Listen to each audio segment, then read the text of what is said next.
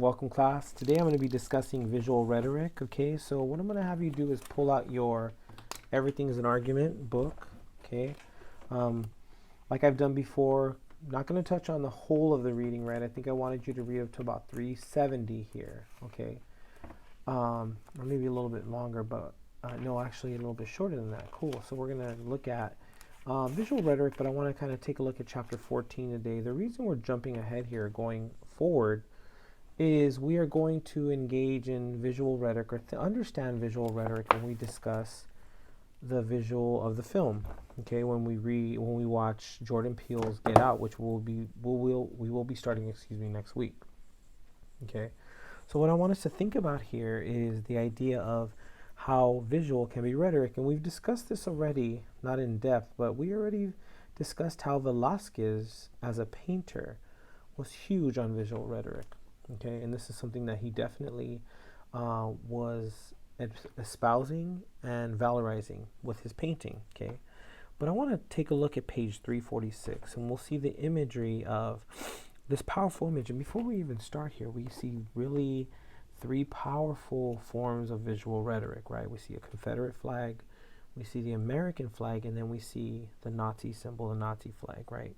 So let's think about what they're saying here, right? During the summer of 2017, protesters and counter-protesters and counter-protesters gathered across the U.S. in attempts to unite the right, to say no to white supremacy, to make fascists afraid again. Okay, this is super relevant, right?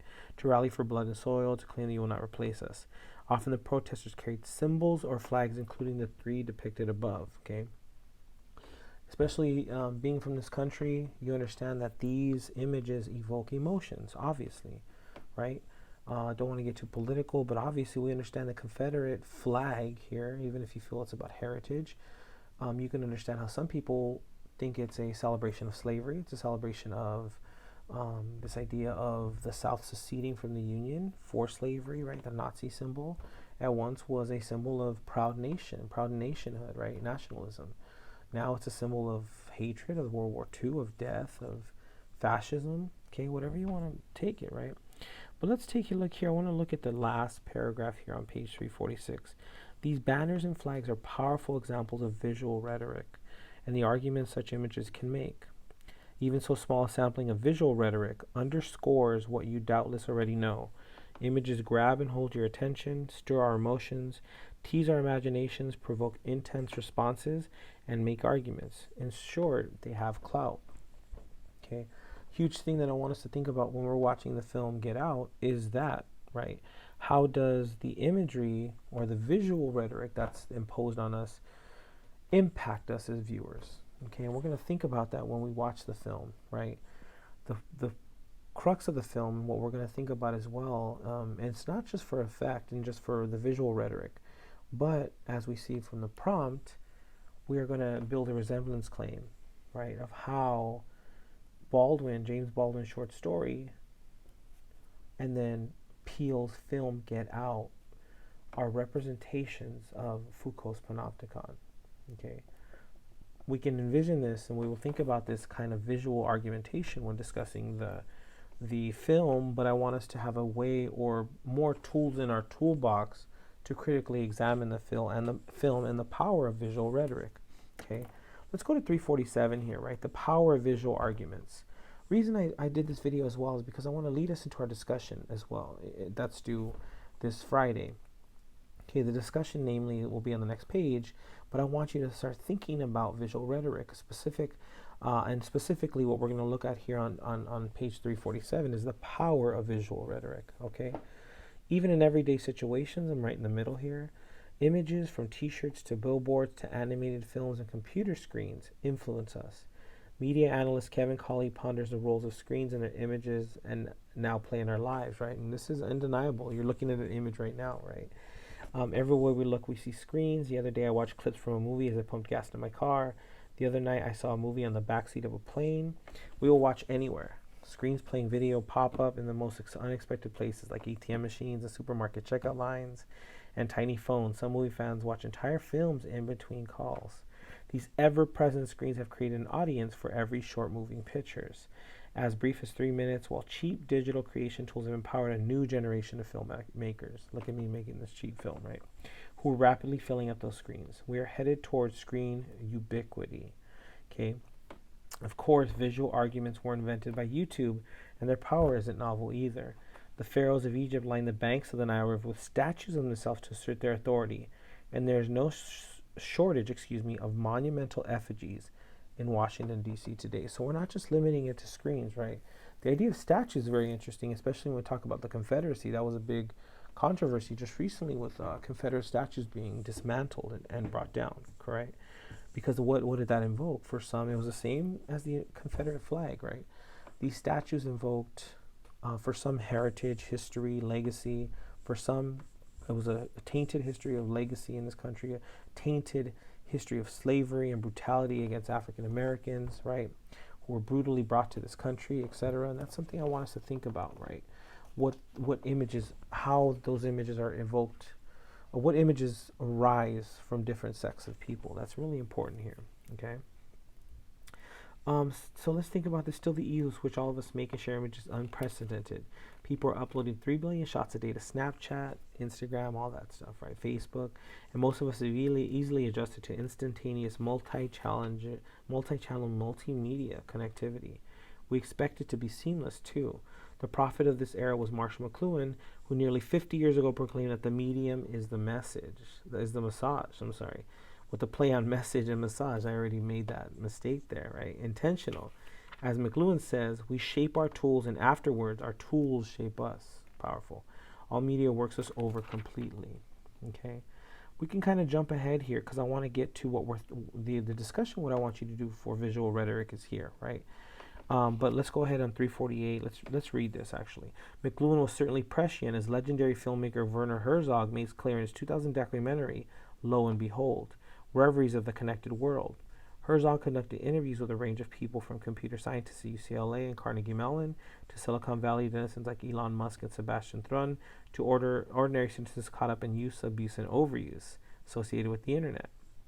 Okay. Herzog's instantly recognizable voice over-narrates the film 10 sections. As a review for the New Yorker puts it, it should be impossible to sound simultaneously droning and clipped, but somehow Herzog manages it, and it's delicious to watch the expressions on the face of neuroscientists as he inquires, could it be that the internet starts to dream of itself? Okay, this is powerful, right? Let's take a look at this page on page 349 here. This image here is powerful, right? You can make a claim here, right? This is a man, a suit, typical. What we see here is this exaggerated head in the shape of wires, cores, right? As this little subtitle says here, Herzog weaves a fantastical tale for those looking for a ride through our modern technological world, or indeed a preview of what is to come. We already understand what the movie is about, but in this advertisement here, we can start seeing what visual rhetoric is doing here, right? This image of this tangled, it's not just kind of a clean, it's this tangled. I mean, just seeing this image gives me an anxiety with technological anxiety. I don't know if you have a drawer like this. I have a drawer like this at home with cords and wires and crap like that. It's this kind of metaphor for our current technological tanglement. That's what I would say. I'm trying to be too cute here. But this idea of technology as mixing us up, and also taking the place of what? Our head, our brain, etc., right? So here we don't see any humanity in the face. We don't see any hair. We don't see any ears. We don't see, in the inside, there's no brain. It's just technology, okay? But if I were to ask you, if I were to force you, right, to think about this ad, and we're going to do this for this discussion here, to think about this ad, right? Even if you didn't know what the movie was about, you could make a critical claim regarding the idea of man being overtaken by technology, taking the place of the brain, the head, the thinking process of humanity, okay? Let's go down here, 349. This is what I want you to respond to. Find an advertisement, poster, or flyer, either print or digital, that uses both verbal and visual elements. Analyze its argument first by pointing out the claims the ad makes or implies, and then by identifying the ways it supports them verbally and or visually. If it helps, go over the questions about multimodal text offered in chapter 16 on pages 388 to 91.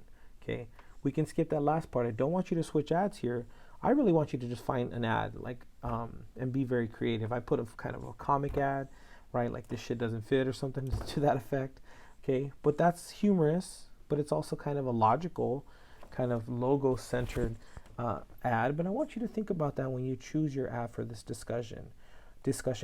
How is it visually? How is it a form of visual rhetoric? And I want you to use the terminology of that, right? How is rhetoric, and we understood what rhetoric does and how it molds perception and persuades. How are you being visually persuaded when you see specifically ads? And this is something I think once you start opening your mind to this, you will start seeing more and more and more, from novel covers to film covers. Musical covers are amazing because sometimes I have no idea what they mean, but they intrigue me. Film, right? Sometimes there's just like Avengers covers, which is kind of cool. They're in place, whatever. But then there's some that just kind of blow you away, right? Where you look at film. I wish I had an example. I'm thinking like of the movie Her. I don't know why it's coming to my mind. But something to that effect, right? They have intentionality, and they are meant to be visually stunning for a purpose. But also, you can argue they're meant to be visually set in rhetoric. And what are they trying to sell you or persuade you of? Okay, political movies also, right? We can go ahead here at the bottom of 349. So I'm sorry to move ahead, but just remember that for your discussion post. I like that idea. It's interesting, before I taught this textbook, I had a similar assignment, right? So obviously I know what I'm doing. Just kidding. But I like that. I dig that, because looking at advertisements is key. You talk about visual rhetoric, it's there. What are they trying to sell you on? What are they trying to mold you on?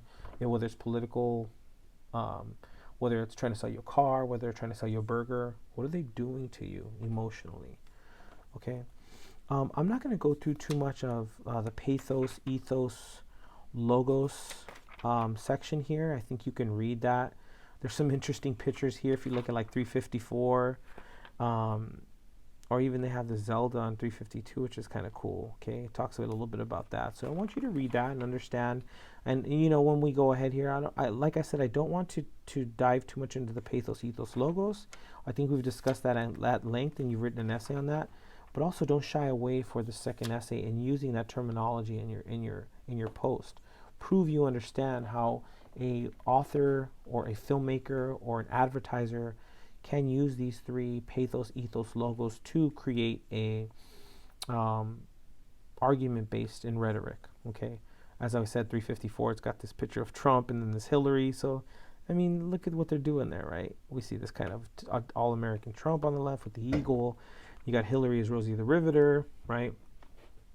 I also like the one on 355. Take a look at these three government logos, each of which intends to convey credibility, authority, and maybe more. Do they accomplish their goals? Why or why not? It's interesting, right? But you see the IRS symbol. So this is something to think about, right? I can already make a critical claim as what NASA is trying to sell me on, what the IRS is trying to establish. That's pretty, I mean, let's be real, it's nuts and bolts. It's just, Times New Roman, very, very strategic. But also, this is the United States Environmental Protection Agency. Nice little cute flower there. What does that do? Okay.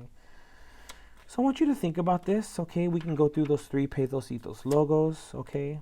But really understanding this is a great beginning of, and a big part of this unit is understanding how visual rhetoric is used, right? And then maybe eventually, maybe you in your discipline will want to use visual rhetoric for yourself. Okay. And like I said, if there's any questions about visual rhetoric, we'll have more to say on this when we watch the film Get Out. We will look at specific images. Okay, but if you have any more questions about this or the idea of how rhetoric can become visual, or how visual rhetoric is used against us, okay, please don't hesitate to ask. And also, I think it's going to be a vibrant discussion after reading this chapter and then looking at an ad. Have fun with it. Pick a cool ad. Pick something different. Pick something maybe I want you to challenge yourself. Don't make it like a common ad. A lot of people picked that, like Colin Kaepernick, which was cool, but it was kind of relevant in the time. I want you to be unique and original, right? Find something different, okay? You can do a quick Google search, and if you have trouble finding one, you got some time to hit me up about that. Have a good one. We'll talk soon. Bye-bye.